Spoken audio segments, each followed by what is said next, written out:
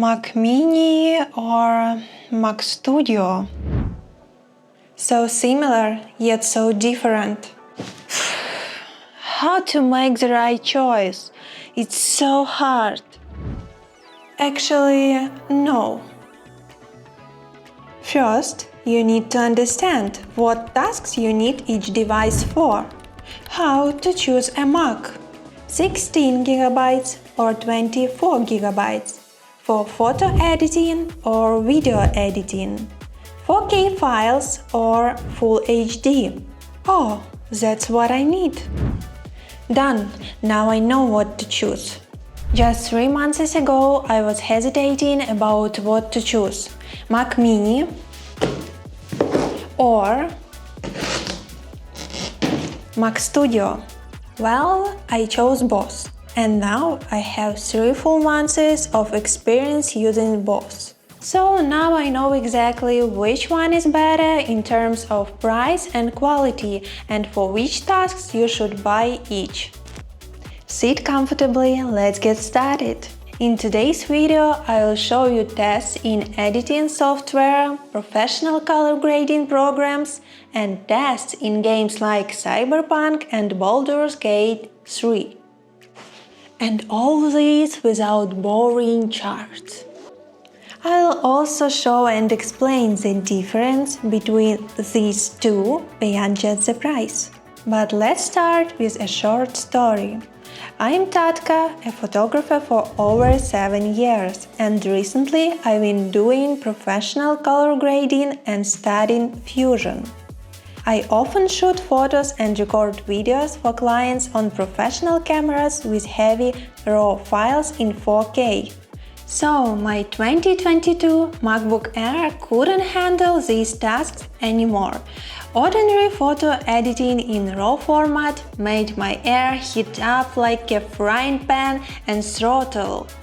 I know some of you are thinking right now, oh, what kind of photographer tries to work with heavy files on MacBook Air, blah blah blah. Now I have this, so dear haters, relax. My MacBook Air is now only for scripts. Okay, Mac Studio with M3 Ultra, Mac Mini with M4. What's the difference? Simply put, Mac Ultra costs $8,500, which is super expensive in my temporary country of residence.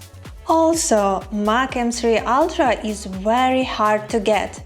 Personally, I waited 5 months and that's no joke. Mac Mini is simpler, price only $700, readily available in stores. This is the one I bought first. Now let's talk about the major differences between these two. Mac Studio has 2 M3 Max chips connected via a special bus.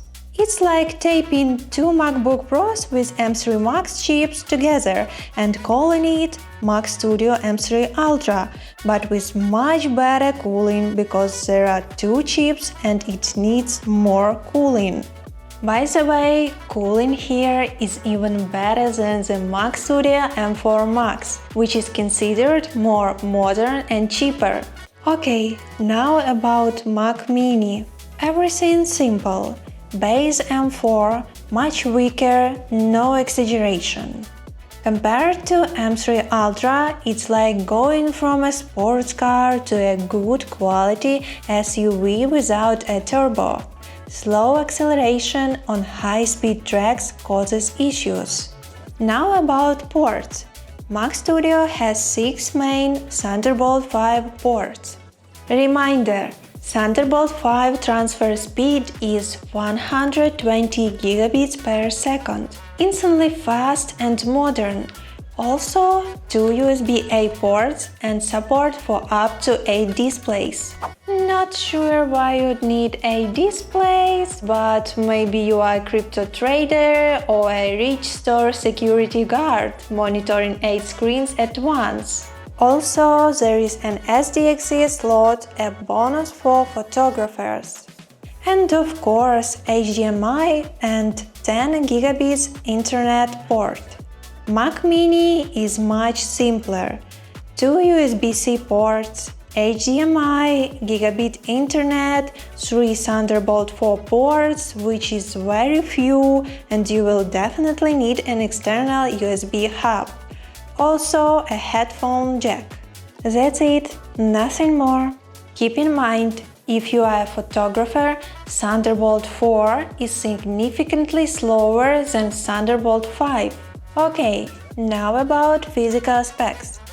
Mac Studio M3 Ultra weighs 3.64 kg, while Mac Mini weighs only 670 grams.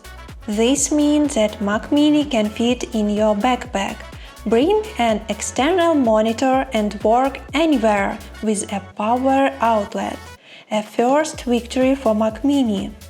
Meanwhile, Mac Studio is too big and heavy, obvious from dimensions. Before moving to tests, my personal impressions after 3 months of use. I will save your wallet from unnecessary spending and your stress from returns or waiting for replacements. To start, these are 2 high-class devices with top-level quality. But when I first bought the Mac Mini, I didn't know its target use was completely different from what I expected. You will see this soon. Mac Mini is more like a mini computer for office tasks or light editing in Full HD, maximum 2K. Serious color grading or heavier 4K editing with animations?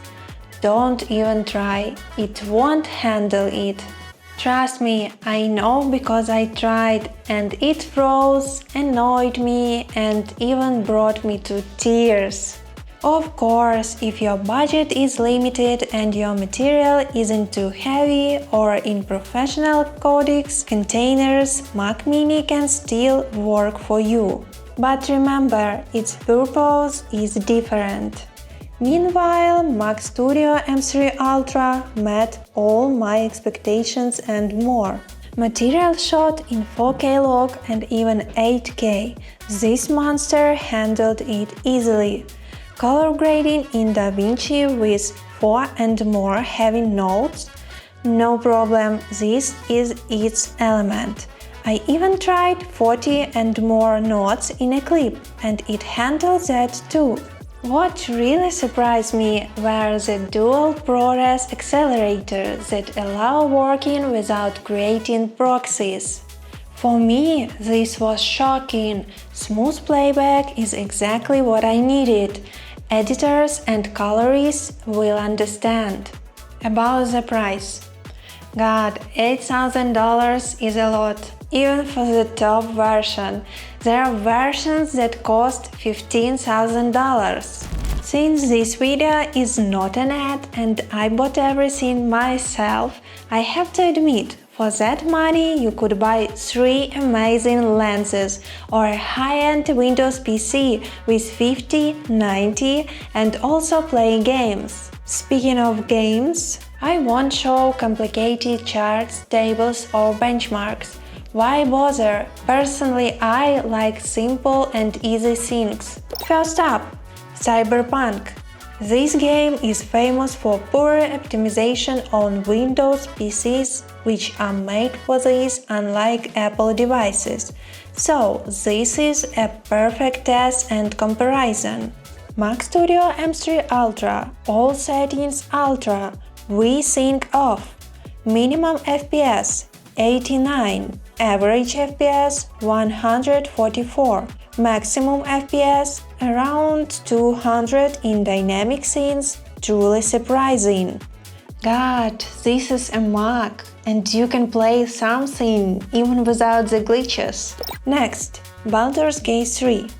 I bought this game specifically for this video.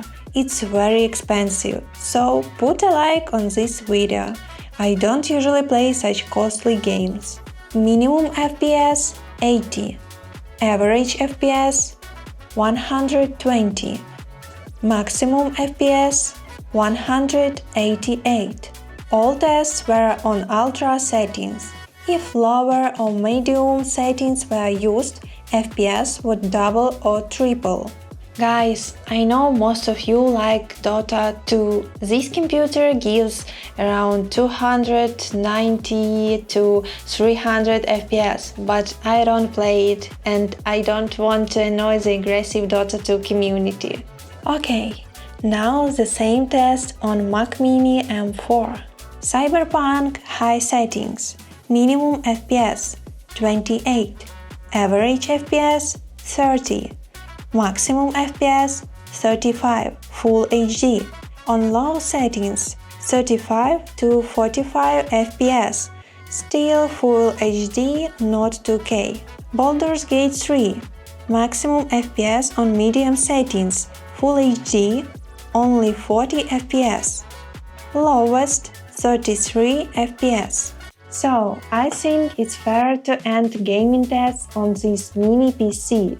Don't overwork it. Considering its price, not bad at all. Given these devices are not primarily for gaming on Apple Silicon, I was surprised. And I think you will be too. DaVinci Resolve, more interesting. Apple Silicon is very well optimized for this software and handles 4K log material easily. I'm talking about both devices. And you might say, wait, you said Mac Mini isn't made for this. True, but Mac Mini can trim material in the Edit tab, even in 4K log, and do basic color grading. Serious editing, VFX, fusion transitions, heavy notes, professional color grading.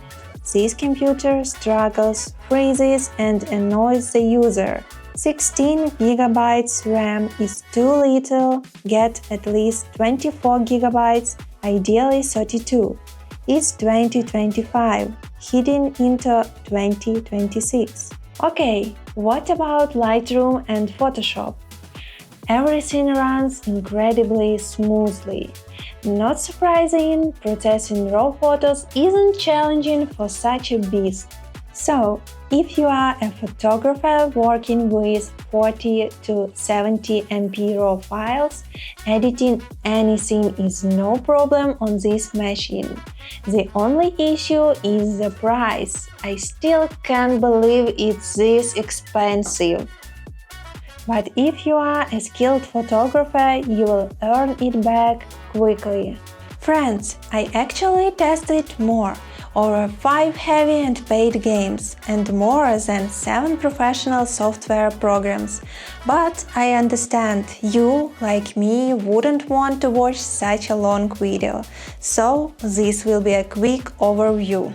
At the end, my personal conclusions. I'm very happy with both devices, but use them for completely different tasks. Mac Mini for internet, research, watching videos or editing photos from 40 to 70 MP. It can handle it, but keep in mind minimum 24GB RAM is required. 16GB won't cope. Mac Studio M3 Ultra, suitable for any professional tasks requiring heavy resources. These computers are even used in Hollywood. You can also play games, something unimaginable in 2019. I hope you weren't bored and I clearly explained my impressions. I'll be happy for your comments and feedback. Hugs you, your Tatka.